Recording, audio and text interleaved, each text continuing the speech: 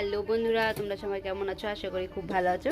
তো অনেক দিন ধরে ভাবছি তোমাদেরকে আমার রান্নার রেসিপি শেয়ার করা হচ্ছে না, তো কি রান্না করছি সেটাও শেয়ার করা হচ্ছে না। তো চলো ভালো আজকে তোমাদেরকে শেয়ার করা যাক কি রান্না করেছি।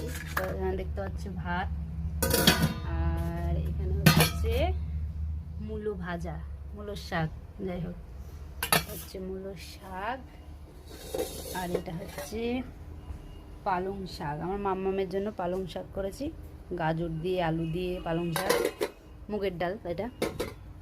আর এখানে হচ্ছে এই দেখো কি মাছ বলে এটাকে, পাবদা না কি বলে, ওই যাই হোক এই দেখো একটা মাছ, এটার নাম কি বলে জাস্ট ভুলে গেছি আমি।